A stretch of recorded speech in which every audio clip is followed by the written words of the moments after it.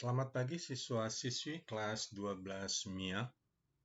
Pagi hari ini kamu akan mempelajari topik baru sebagai bagian daripada listrik statis, yaitu potensial listrik, beda potensial listrik, dan potensial pada bola berongga. Terlebih dahulu, perlu kamu memahami pengertian daripada potensial listrik.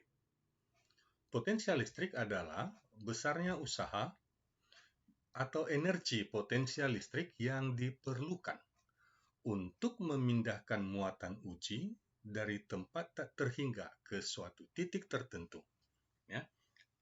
Sebagai gambarannya, pada bagian ini adalah muatan sumber, ya, satu muatan yang besar.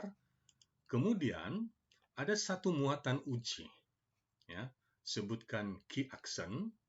Maka muatan uji ini yang anggap berada pada posisi sangat jauh, ya, tentunya terhadap muatan sumber, seperti yang sudah dipelajari sebelumnya, akan mengalami gaya tolak karena sama-sama muatan positif.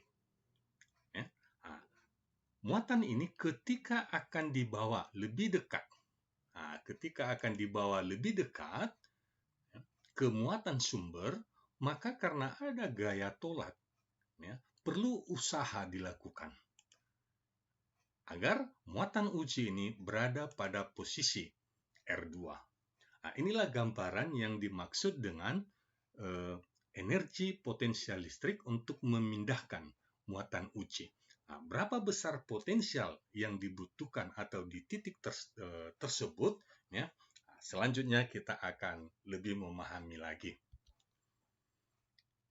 Ini gambaran yang pertama tadi, ya, usaha yang diperlukan untuk memindahkan suatu muatan uji dari jarak R1 ke jarak R2, ya, melawan arah gaya tolak Coulomb, ya, maka dinyatakan sebesar usaha adalah K kali Q. Q itu adalah muatan sumber dan Q action adalah muatan uji. Dikali 1/R2, yaitu jarak terakhir, dengan jarak yang pertama. Ya. Jadi kalau misalnya R1-nya dari tak terhingga, berarti 1 per tak terhingga adalah 0. Kemudian perlu dimengerti juga, ya, kapankah sebuah usaha memindahkan muatan atau muatan itu sendiri melakukan usaha. Nah, apakah tanda yang diperlukan?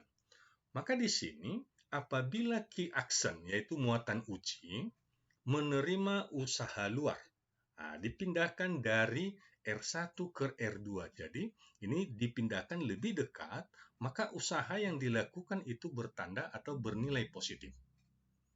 Akan tetapi, jika, ya, muatan yang melakukan usaha, yaitu akibat adanya gaya tolak, ya, misalkan, pertama-tama berada pada titik R2. Karena mengalami gaya tolak, maka muatan ini terlempar ke posisi R1. Maka di sana nilai usaha adalah bertanda negatif. Ya. Jadi ingat kapan usaha itu positif dan kapan dia bernilai negatif. Maka dari pengertian perpindahan daripada muatan listrik, ya, dilakukannya usaha atau muatan uji itu menerima usaha, maka dapat ditentukan ketika muatan uji berada pada jarak R1, ya, berada pada jarak R1 dan berada dalam pengaruh gaya Coulomb muatan sumber, maka potensial listriknya di titik R1 adalah K kali Q, ini muatan sumber, per R1. Dan ketika berada pada jarak R2, maka muatan ujinya memiliki potensial sebesar K kali Q, yaitu muatan sumber per R2. Jadi potensial daripada sebuah muatan uji itu sangat bergantung kepada nilai muatan sumbernya. Kedua, apabila jarak suatu muatan uji itu lebih besar, katakan R1, maka potensialnya akan lebih kecil dibanding kalau jaraknya lebih kecil. Ya. Nah, jadi ini pengertian daripada potensial di titik 1 dan potensial di titik berjarak R2. Tentu karena berbeda jarak, maka dihasilkanlah beda potensial. Beda potensial itu adalah selisih daripada potensial ketika berada di posisi akhir dengan posisi awal, di mana beda potensial itu bergantung kepada nilai daripada muatan sumbernya. Sehingga dapat nanti kita katakan bahwa usaha atau energi itu adalah beda potensial daripada muatan sumbernya. Ya, oke. Jadi inilah persamaan potensial listrik di titik tertentu dan persamaan daripada beda potensialnya. Sebagai contoh, ada 4 buah muatan listrik, masing-masing berada pada titik sudutnya. Q1 min 4 mikro, Q2 12 mikro, Q3 6 mikro, dan Q4 minus 10 mikro. Yang ditanyakan adalah tentukan potensial listrik di titik P. Sebelum menjawabnya, topik sebelumnya kamu sudah mempelajari bahwa apabila gaya kolom itu adalah besaran vektor karena ada arahnya, terus medan listrik itu adalah besaran vektor, maka potensial listrik adalah besaran skalar, tidak memiliki arah. Sehingga di titik P, potensial di titik P adalah jumlah daripada potensial masing-masing muatan. Saya ulangi, jumlah masing-masing muatan pada titik P tersebut. Oke, kita lanjutkan. Ya, ini soalnya tadi. Dari data soal sudah diketahui bahwa jarak antara atau panjang sisi tersebut, sisi persegi adalah 8 cm dan 6 cm. Tentu diagonalnya panjangnya adalah 10 cm dengan mempergunakan Pitagoras. Ketika ini panjangnya 10 cm, maka titik P berada di pertengahannya. Artinya bahwa Q1 berjarak sama ke titik P dengan Q2, dengan Q3, dan Q4. Jadi jarak keempat muatan ini sama. Dan yang membedakan potensialnya nanti adalah besar muatan itu sendiri, kemudian jenis muatan itu sendiri. Jadi di sini ada, dibuat tanda yang warna merah adalah jenis muatan negatif, muatan negatif, dan birunya muatan positif. Potensial listrik di satu titik mengingatkan kembali, maka di titik P adalah jumlah. Maka potensi yang dihasilkan oleh muatan 1 yaitu K kali Q min Q1. Karena apa? Muatannya bertanda negatif per R1. Q2 per R2, Q3 demikian, Q4 juga. Jangan lupa, tanda minusnya tetap diperhitungkan. Kemudian kita masukkan nilai masing-masing muatan. Nilai K itu adalah tetapan, 9 kali 10 pangkat 9. Kemudian kita melihat jaraknya itu 5 kali 10 pangkat min 2 atau 5 cm, itu sama semua. Kemudian satu hal lagi bahwa semuanya pangkatnya 10 pangkat min 6. Maka bisa kita sisihkan. Kita keluarkan per 5 kali 10 pangkat min 2, kemudian 10 pangkat min 6-nya kita keluarkan. Maka kita dapatkan hasilnya, tinggal 9 kali 10 pangkat 9 per 5 kali 10 pangkat min 2. Berarti 9 per 5, berarti ini menjadi pangkat 11. Karena naik ke atas menjadi positif 2, jadi pangkat 11. Ini pangkat 11, ini pangkat min 6. Menjadi sisa pangkat 5. Ini pangkat 5. Oke, yang di dalam kurung, minus 4 tambah 12 itu 8, tambah 6 itu 14, kurang 10, sisa 4. Maka hasil akhirnya bahwa potensial di titik P oleh keempat muatan ini adalah 720 kV. Contoh yang kedua, sebuah muatan listrik 10 mikrocoulomb dipindahkan dari suatu titik yang potensialnya 40 volt ke titik yang potensialnya 60 volt. Tentukan besar usaha yang dilakukan pada muatan tersebut. Ya, dari potensial 40 volt ke potensial 60 volt. Artinya dari data ini, dari potensial yang lebih kecil, berarti jaraknya lebih jauh. Ini yang warna merah. Ya, potensial V1 lebih kecil, berarti jaraknya lebih jauh. Jadi dari jauh ke dekat. Ya, yang ditanyakan berapa besar usaha. Nah, dalam hal ini nggak ada kesulitan kita. Dengan usaha tadi adalah Q kali delta V. Dengan delta V ini adalah selisih potensial. Ya, dan potensial itu tadi adalah K kali Q per R. Jadi, usaha itu adalah perubahan potensial yang dihasilkan oleh muatan sumber. Maka dengan memasukkan nilai Q 10 milicoulomb, ya, atau 10 pangkat min 2 coulomb, kemudian potensialnya dari 40 ke 60, berarti 60 dikurang 40. Maka diperolehlah usaha yang dilakukan sebesar 0,2 Joule. Selanjutnya contoh yang ketiga. Ya. Dua buah muatan listrik masing-masing 10 pangkat min 7 coulomb dan min 6 coulomb. Keduanya berjarak 3 cm. Tentukan letak sebuah titik yang potensialnya 0. Ya, jadi ada muatan positif, kemudian ada positif min 7 dan ini negatif ya, 10 pangkat min 6. Baik, kita lihat soalnya. Ya.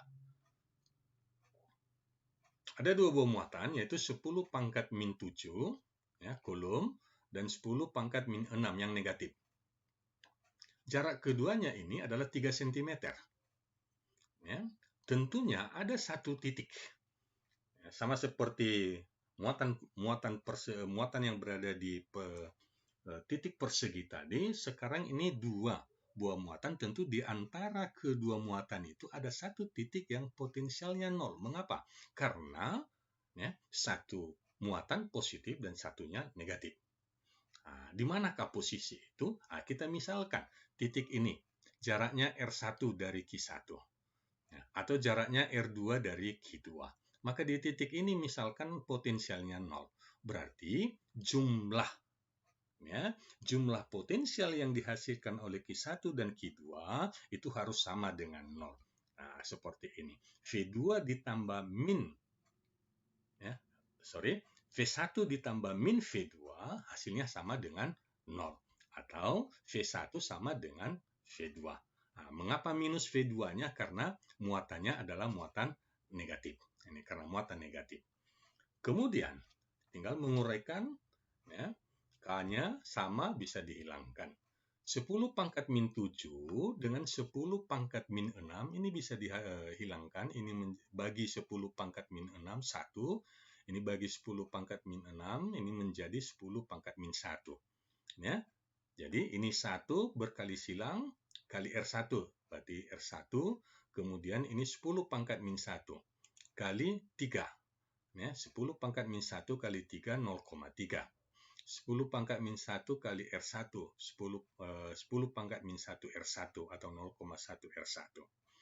Kemudian sama dengan, ini tadi 10 pangkat min 6 tinggal 1 kali R1 menjadi R1.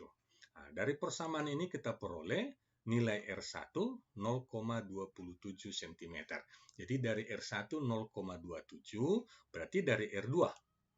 Ya, 3 dikurang 0,27, yaitu 2,73 cm. Jadi di titik inilah potensial yang dihasilkan adalah sama dengan 0. Sedikit bergeser ke kiri atau ke kanan, maka potensialnya akan berubah nilainya. Ya, topik yang terakhir yaitu potensial listrik pada bola berongga. Ya, mungkin pernah mendengar, mempelajari ketika SMP yang namanya ya, alat daripada potensial daripada Van de Graaff. Nah, ya, ini gambarnya bahwa ketika di aliran listrik, maka ini permukaan ya, ini bisa kita anggap bola, ya, permukaan ini semua bermuatan positif. Sehingga ketika kita memegangnya, maka muatan positif itu mengalir, dan yang paling mudah dipengaruhi adalah rambut ini ya. Rambut yang kering ini berdiri semua, dan yang lebih lembab ini tidak dipengaruhinya. Oke, itu prinsip daripada Van de Graaff, alat Van de Graaff. Oke, sekarang kita akan melanjutkan bagaimana yang dimaksud potensial listrik bola berongga. Ya. Ini satu gambaran bahwa sebuah bola, ini yang warna hijau, ya, berongga, ini yang kuning ini kosong, ini permukaannya. Maka ketika diberikan muatan listrik, maka semua muatan listrik yang dimasukkan itu akan berada di permukaan bolanya. Nah, di permukaan bolanya semua. Ya. Nah, jadi di dalam bola, dalam ruangan kosong ini tidak ada muatan listrik. Sudah? Nah, jadi berapa besar potensial listrik pada permukaan bola berongga, atau bila diberikan muatan listrik, maka di dalam bolanya seperti apa potensialnya, atau di luar bola seperti apa juga potensialnya. Oke, secara grafik ya, kita bisa mempelajarinya. Ketika ini berada di permukaan bola, ya, semua muatan listrik berada di permukaan bola, berarti pada jari-jari bola. Nah, maka memiliki potensial. Ya, kiri atau kanan, ya, depan atau belakang jika 3 dimensi ya. Nah, maka potensialnya sama dari permukaan bola di satu sisi ke sisi yang lain, tegangannya sama. Sehingga bagaimana di dalam bola? Nah, ini jika dia berada di dalam bola, jari-jarinya lebih kecil dari permukaan bola, maka potensialnya juga sama. Nah, ini potensialnya sama. Ya. Nah, berapa besar potensialnya? Ya, persamaan potensial secara umum. Ya. K kali Q per RB. Nah, mengapa kita kita mempergunakan RB? Karena di permukaan bola lah ada tersimpan muatan listriknya. Oke, selanjutnya, bagaimana jika berada di luar bola? Maka di luar bola potensialnya akan semakin kecil, ya, akan menurun secara eksponensial. Jadi ini persamaannya K Q per RC. Jadi potensial pada bola berongga, ya, dari dalam sampai permukaan bola itu sama, tetapi di luar bola potensialnya semakin menurun sesuai dengan jarak daripada titik itu sendiri dihitung dari pusat bola. Baik, kita perhatikan contohnya. Ya, sebuah bola konduktor berjari-jari 15 cm, mengandung muatan listrik 5 milicoulomb. Tentukan potensial listrik pada jarak 10 cm, 15 cm, dan 20 cm. Ya, ketika ditanyakan potensial pada jarak 10 cm, ketika jari-jarinya 15, maka berarti itu di dalam bola. Ketika ditanyakan 15 cm, berarti di permukaan bola. Dan ketika di jarak 20 cm, berarti di luar bola, 20 cm dari pusat bola, itu maksudnya. Iya. Maka jawabannya adalah potensial listrik di dalam bola. Dan sampai di permukaan bola itu sama. Ya. Sehingga kita tuliskan V1 di dalam bola dengan V2 di permukaan bola itu sama dengan K kali Q per R2. Ya. Jadi kita pergunakan R2, yaitu jarak ke permukaan bola, atau kita sebut jari-jari bola. Ya. Dengan K 9 kali 10 pangkat 9, Q 5 kali 10 min 3, ya, jari-jari 15 cm, 15 kali 10 pangkat min 2, maka kita peroleh potensial di dalam sampai dengan di permukaan bola adalah 3 kali 10 pangkat 8 volt atau 300 megavolt. Wah, potensial yang cukup besar. Kemudian, bagaimana dengan di luar bola? Nah, ketika di luar bola, maka potensialnya sesuai dengan jaraknya. ya. Dan jarak, ingat, itu selalu dihitung dari pusat bola, bukan dari permukaan, dari pusat bola. Jadi jaraknya dari pusat bola adalah 20 cm, 20 kali 10 pangkat min 2. Sehingga dihasilkan ya, potensial di luar bola yaitu 225 megavolt. Ya. Jadi dari dalam sampai permukaan 300 mega, setelah keluar pada jarak 20 cm, ya, turun menjadi 225 megavolt. Jadi inilah topik yang kamu pelajari pada pagi hari ini, ya, potensial bola, beda potensial, dan potensial pada bola berongga. Demikian materi kita pada pagi hari ini. Terima kasih atas perhatian kamu. Ya, sampai jumpa pada topik yang selanjutnya.